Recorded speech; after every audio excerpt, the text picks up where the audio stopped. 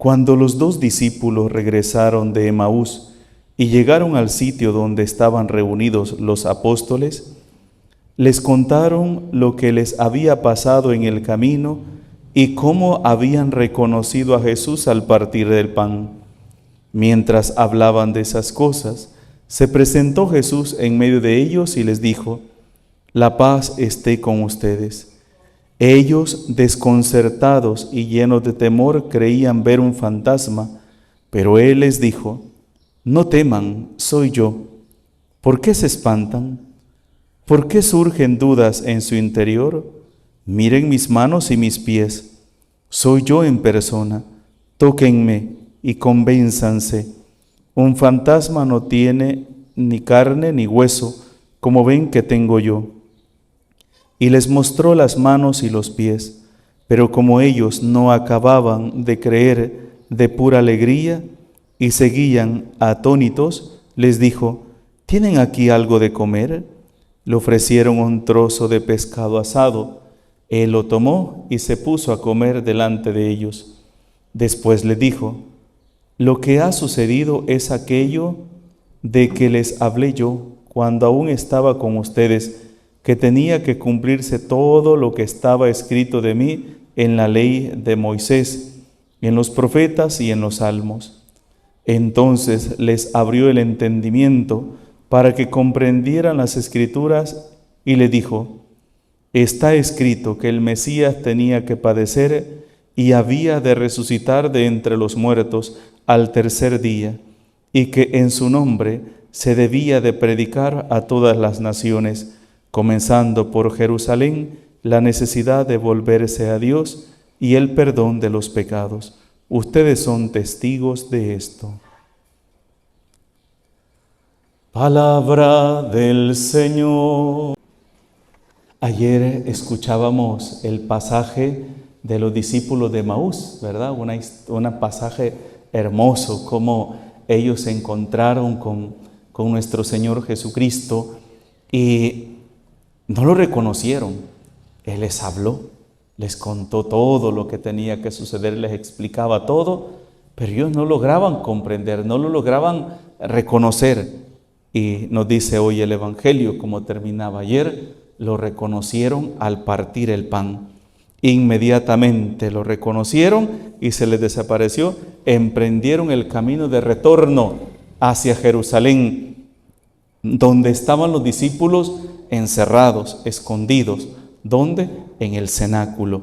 En el cenáculo, ahí estaban ellos, escondidos por miedo, cuando de repente Jesús, los discípulos estaban contándoles lo que les había sucedido, cómo se les había aparecido y todo, contando su historia, cuando de repente se apareció Jesús. No dice que tocó la puerta, no. Se hizo presente en medio de ellos y les dijo: «La paz esté con ustedes». Me imagino el susto, ¿verdad? El susto de esos pobres hombres que están a puerta cerrada todo y de repente Jesús está en medio de ellos. Jesús está en medio de ellos y les dice: «La paz esté con ustedes». Ellos, desconcertados y llenos de temor, creían ver un fantasma. Miren, esto es una cosa que es sorprendente, ¿verdad? Porque si se fijan, las mujeres vieron a Jesús, vinieron y les contaron a sus discípulos y ellos no comprenden. Luego los discípulos de Emaús van y les cuentan y es como que si su mente es incapaz de decir: es cierto, ha resucitado, asimilar esa realidad, a tal grado que hoy se les aparece incluso Jesús en medio de ellos. ¿Y qué piensan? Estamos viendo un fantasma, ¿verdad? O sea, esa resistencia a creer que es Jesús, no es que lo pongan los discípulos, en este caso San Lucas, lo ponga en su evangelio como con un sentido de negativo, sino en un sentido positivo, de que la resurrección del Señor no fue algo así que dijeron: sí, es cierto, ya resucitó. No. Para los que decían, acuérdense que el rumor más grande, ¿cuál era? que los discípulos se habían robado el cuerpo y que ellos andaban diciendo que había resucitado. No, los primeros que se resistieron a esa realidad de que Jesús había resucitado fueron ellos. Fueron ellos, o sea, no es un invento nuestro. Nosotros mismos no lo creíamos. Nosotros mismos lo estábamos viendo y creíamos que era mentira. Nosotros mismos estábamos escuchándolo a Él y no éramos capaces de reconocerlo. Y era Jesús el que estaba ahí. Pero Él les dijo, y se acuerdan, estas mismas palabras también se las va a decir a María Magdalena: no tengas miedo, ¿verdad? Y hoy les dice: no teman.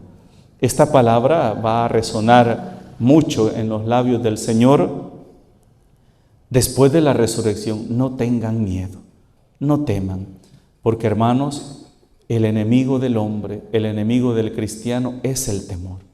Y saben, cuando uno teme es porque no tiene fe. Cuando uno tiene su fe firme en el Señor, cuando uno confía en Dios, el temor no se apodera de su voluntad. Pero cuando uno mide todo por su propia capacidad, viendo su propia miseria, entonces es cuando dice: yo soy incapaz de solucionar este problema, yo soy incapaz de resolver esta situación, es mi fin. Y ahí empieza el temor. Y saben, en el temor, en el miedo, es donde el enemigo se apodera de nosotros y nos lleva muchas veces a cometer los peores errores, porque el temor nos lleva a la desconfianza a la desesperación y la desesperación a tomar decisiones equivocadas y que muchas veces al final, en su gran mayoría, terminamos arrepintiéndonos de aquello que hemos hecho. En cambio, una persona que confía en Dios no teme. Incluso cuando, ¿se acuerdan? Cuando Jesús va caminando sobre las aguas, tenían miedo y pensaban que era un fantasma. Y entonces Pedro le dice: Señor, si eres tú, manda que yo camine. Y entonces: Pedrito, ven, le dijo el Señor, ¿verdad? Y vino Pedro y empezó a caminar. Pedro caminó. No dice que solo se bajó de la barca y chumblum se fue para el fondo del agua. No, él caminó y empezó a caminar. Pero de repente ya había dado sus pasos y parece que ya estaba cerquita del Señor, ¿verdad? Ya estaba cerquita del Señor, porque cuando de repente dice que sintió la fuerza de las olas del mar, entonces sintió miedo y se hundió. Y fue cuando le dijo: Señor, sálvame. E inmediatamente el Señor le tendió la mano y lo sostuvo. Significa que ya estaba cerca de él, ¿verdad? Y entonces le dice: hombre de poca fe, ¿por qué dudaste? Y entonces yo pienso esto: cuando uno se deja apoderar por el miedo, se hunde, hermanos. Cuando uno deja que el miedo se apodere de uno ante una situación, se hunde como piedra en el mar, de un solo al fondo, ¿verdad? Entonces el miedo, hermanos, no debe apoderarse de nuestra voluntad, porque nuestra confianza debe estar firme ¿en quién? En Dios. Debe estar firme en Dios. Nuestra fe y nuestra confianza. Por eso aquella frase hermosa, ¿verdad? De San Pablo: todo lo puedo en Cristo que me fortalece. Todo lo puedo en Cristo que me fortalece. Monseñor Rómulo Emiliani decía una frase, ¿se acuerdan? Con Dios somos invencibles, decía él. No sé si todavía en su programa tiene ese programa y dice esa frase, pero siempre al final de sus reflexiones decía: con Dios somos invencibles. Entonces, esas palabras no tienen que olvidarse, porque hermanos, en la vida del cristiano, en la vida del hombre, siempre habrán pruebas, siempre. Pero si Dios está con nosotros, siempre saldremos venciendo, ¿verdad? No seremos vencidos, sino que venceremos, ¿verdad? Pero si esas batallas las peleamos solos, pobrecitos de nosotros, ¿verdad? Vamos a dar lástima. Entonces ahí es donde viene, hermanos, lo que hace la fe. La fe y la confianza en Dios es la que nos hace ver su gloria en lo que pedimos. Entonces, por eso, no teman, No teman, no tengan miedo. Soy yo, dice el Señor. No tengan miedo, soy yo. ¿Por qué se espantan? ¿Por qué se espantan? ¿Por qué tienen miedo? ¿Por qué tienen miedo? ¿Por qué surgen dudas en su interior? Dice Jesús. Miren mis manos y mis pies. Y aquí es donde yo quiero detenerme un poco también. Miren mis manos y mis pies. Soy yo en persona. A mí siempre me ha llamado la atención. ¿Por qué si Jesús resucitó glorioso, por qué no desaparecieron los hoyos de sus manos y ni de sus pies? Para dar testimonio que era Él mismo. No es que Jesús haya tenido un hermano gemelo, ¿verdad? No es que Jesús haya tenido un hermano gemelo y entonces cuando murió un hermano, luego surgió el otro y dijo, aquí estoy yo. No, es el mismo, para hacer ver que es el mismo. Glorioso sí, glorioso, glorificado, con capacidad de trascender, de traspasar las paredes, de estar en un lugar y en otro sí, pero es el mismo Jesús. Y por eso Él muestra sus manos y sus pies. ¿Y qué otra parte? El costado, porque le va a decir a Tomás, no sé si mañana vamos a leer ese evangelio, donde le va a decir a Tomás, trae el dedo y mételo en los hoyos de los clavos, y trae tu mano y métela en mi costado. Le va a decir a Tomás. ¿Qué significa? Que los hoyos de los clavos y el hoyo de la lanza no cerraron. ¿Y saben para qué?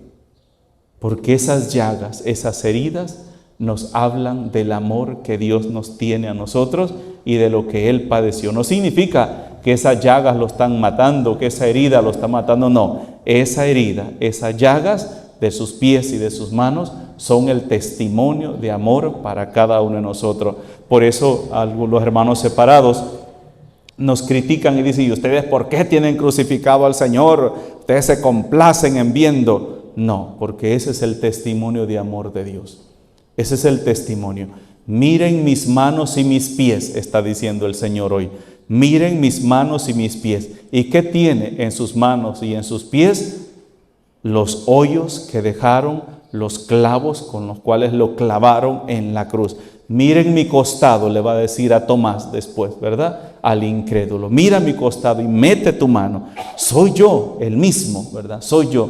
No tengan miedo, no tengan miedo. Hermanos, no tenemos que olvidar. Por eso para nosotros, yo les decía, cuando estábamos en la Semana Santa, iniciándola, esta semana es la semana donde Dios declara su amor a toda la humanidad, pero también es la semana donde podemos ver hasta dónde puede llegar la maldad del hombre. Asesinar a su propio Dios, a su propio Creador, a su Salvador. Y eso, hermanos, también hoy sigue sucediendo. Toda aquella persona que busca ayudarnos, que busca hacernos ver el error en el que estamos, toda aquella persona que busca iluminarnos y hacernos ver que hay otra opción, que hay otro camino, que es el camino del amor, el camino de la misericordia, el camino de la justicia, esa persona se convierte en nuestro enemigo. Y claro, por eso a mí me gusta ponerles el ejemplo, porque, ¿y cómo así, padre? Me gusta ponerles el ejemplo de ustedes como papás, cuando ustedes aconsejan a sus hijos, a sus hijas, que están tomando caminos que no son los correctos, cuando sus hijos están metiéndose con personas que no deberían meterse, con malas compañías, cuando su hijo se mete con una mujer que no es una buena pieza, o la hija se mete con un hombre que no es buena pieza, y cuando usted como mamá o papá intenta aconsejarle, intenta ayudarle, hacerle ver el error en el que está cayendo, ¿en qué se convierte usted de su hija y de su hijo? Sus enemigos. Y empiezan, incluso hay hijos que cuando los papás intentan corregirlos, hay hijos que han llegado hasta golpear a sus padres. Golpearlos. Y también no estamos cayendo en la exageración de hijos que llegan hasta matar a sus propios padres porque les están tratando de corregir. Y saben, eso mismo hicimos con nuestro Señor Jesucristo. Eso pasa cuando un corazón está cerrado, cuando un corazón está dominado por el odio, por el pecado, cuando es el pecado quien gobierna en nuestra vida y cuando ese pecado genera un placer, genera una ganancia en nuestra vida, aquella persona que intente sacarnos de ese pecado, de ese vicio, va a ser considerado nuestro peor enemigo. Y eso fue lo que pasó con nuestro Señor Jesucristo. ¿Por qué lo mataron? ¿Por qué lo despreciaron? ¿Dónde estaban aquellas personas, cientos y miles de personas que habían sido curadas?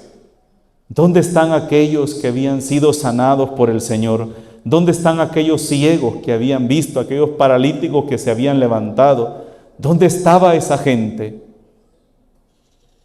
Ya habían recibido lo que necesitaban de Jesús, ahora que hagan con Él lo que quieran. Ese es el problema. Mientras necesitamos un favor de Dios, ahí sí estamos. Que Diosito ayúdame, que Diosito aquí, que Diosito allá, y que mi colochito hermoso, que mi Jesucito lindo, que aquí, que allá. Ya no lo necesito, quítate, porque estorba. Te miras mejor clavado para que no estorbes. Para que no estorbes en mis decisiones. Y ese es el Dios que muchos de nosotros queremos. Un Dios que no se mete en nuestra vida, un Dios que no me estorbe en mis proyectos, un Dios que no me estorbe en mi vida de pecado y que no me diga que estoy haciendo las cosas mal. Un Dios que solamente esté para satisfacer mis necesidades, que me dé lo que yo quiero, pero no quiero un Dios que hable. Y yo les decía, cuando a veces vemos nuestras parroquias a las 3 de la tarde, totalmente vacías.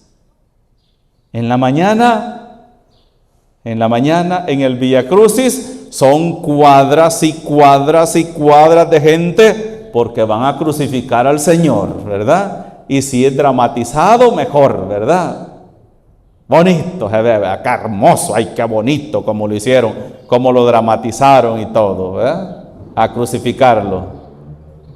En los santos oficios a las 3 de la tarde, ronquido tras ronquido después de la gran atiborrada que se han dado de pescado calzado, torrejas, ocotes en miel, mango en miel, guineo en miel, su gran pichelada de Coca-Cola, ¿verdad?